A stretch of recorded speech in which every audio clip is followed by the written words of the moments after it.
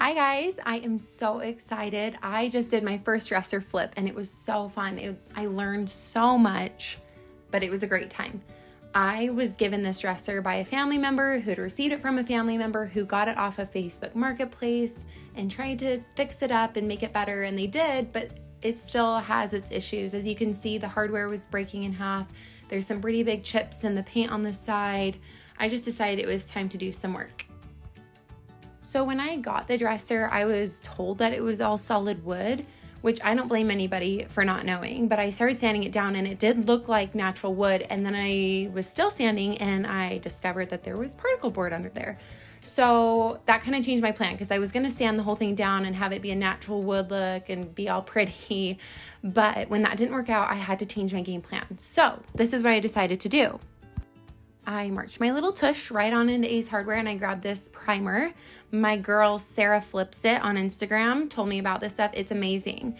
I ended up not having to sand down the sides as much. You'll see later that I had started to do one side of it a ton, but I didn't have to do all of the faces of the dresser drawers.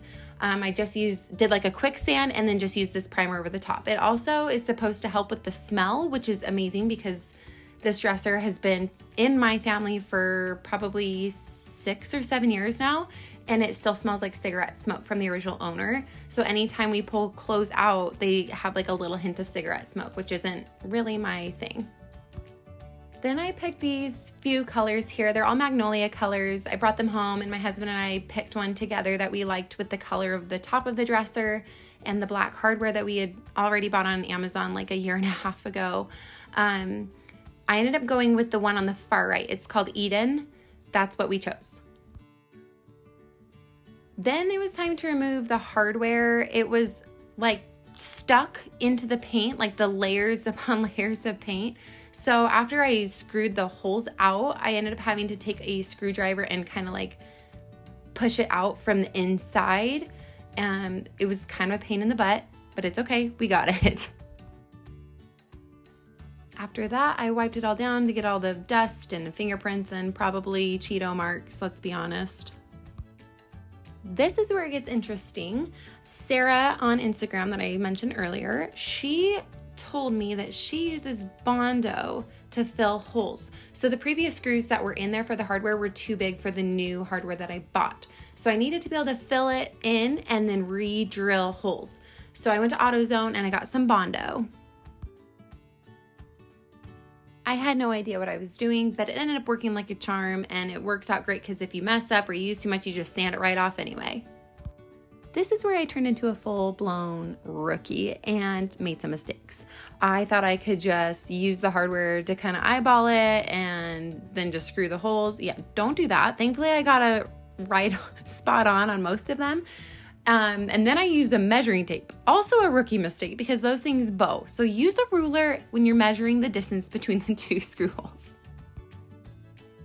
Okay, and here's the side of the dresser that I had sanded down a ton. Like I spent probably 87 years out in the garage sanding that thing off when I realized that it was particle board. So now I'm using the primer, going back over it, getting it ready to paint.